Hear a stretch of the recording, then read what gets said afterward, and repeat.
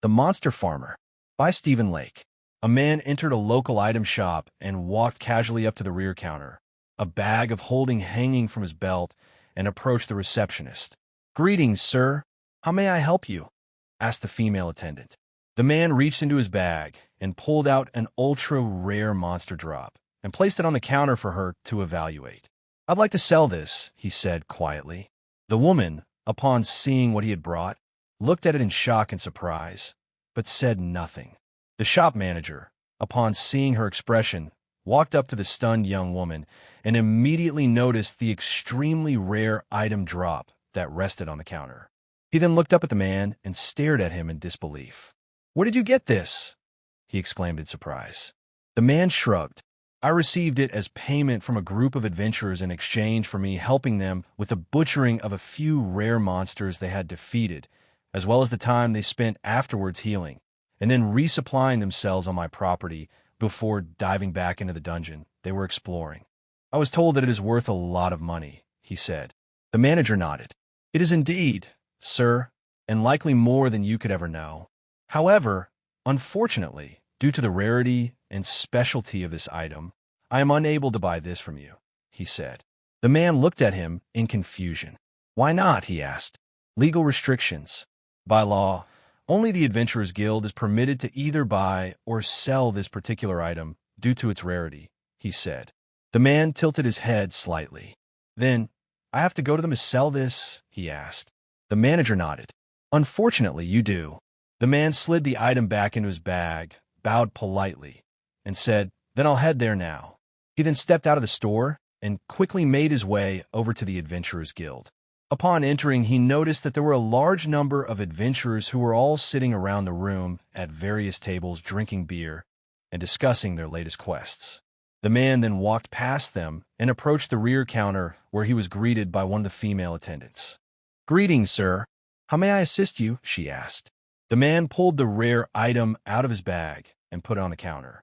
"I was told that only you are allowed to purchase this item," he said. The attendant looked at the item on the counter in awestruck wonder. She'd only seen this item once before in her career, and that had been many years earlier. "Where did you get this?" asked the attendant. The man then explained to her the same thing he had to the merchant earlier. The woman found this fascinating. She then quietly studied the man in front of her. Based on his very humble appearance, it's unlikely he would have known about the sales restriction on this item prior to today. So his story checked out, meaning that no lawmen or constables would need to be involved, as the acceptance of this item as payment to him would have been done innocently and with no willful intent to circumvent the law. She soon nodded. "I understand, sir, since you apparently had no knowledge of the rules about selling such items prior to today. I assume you don't have an active guild membership?" she asked. The man shook his head. "I do not." The young woman sighed knowingly. As much as she felt sorry for the man, rules were rules, and that meant that, despite how much she wanted to purchase the rare item from him, guild rules forbade it, which put her in a bad spot. "As much as we would love to buy this from you, sir, guild rules state that you must be a member of our guild, and at least an S-rank adventurer, regardless of how you came to be in possession of this. Since you have neither, I am unable to purchase this from you," she said. The man looked at her curiously. "What must I do to sell this to you?" he asked. "The only way you can ever sell this to us is to become an S-rank adventurer. To begin that journey, you will first need to join the guild," she said. The man, slightly frustrated at the situation, reluctantly agreed to join. As the woman stepped away to prepare the paperwork, he slipped the item back into his bag. He then felt the weight of a multitude of eyes fall on him. Turning around, he saw every adventurer frozen, staring with a mix of suspicion and disbelief. The woman soon returned to the counter, with clipboard in hand, and had him fill out the registration form. Once completed, she explained to him the rules of being an adventurer, how to level up, how the job boards worked, and everything else he needed to know. She then handed him his card. Once this was complete, the man walked over to the job board, took one job from each of the classes there, and then returned to the counter. The woman, upon seeing this, became extremely confused. "Sir, as I explained before, you are not permitted to take a job that is more than one level above your current rank, and at present, you are only rank G," she said. The man nodded. I know, but I already have all of the requirements necessary for each of these, he said. The woman looked at him in disbelief. You do? Please show me, she replied. He then placed the first paper, a rank F quest, on the counter, and then removed 10 bundles of special medicinal herbs from his bag. Realizing that this had, in a single action, completed the requirements of the quest, she took the items he'd placed in front of her, marked the request complete, and then elevated his rank to F. Thank you, sir, that now completes both this quest and your requirements for leveling up to rank F, she replied. I have the necessary items for this rank E mission too.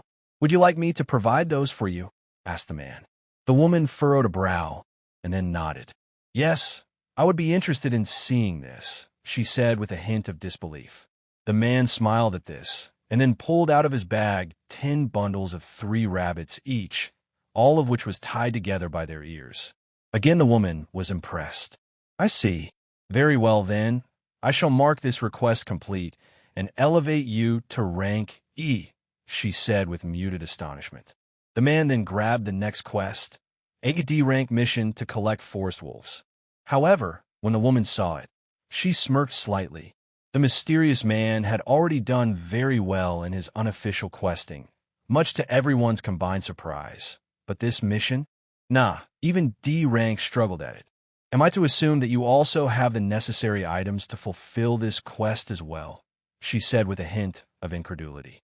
I do indeed, said the man plainly.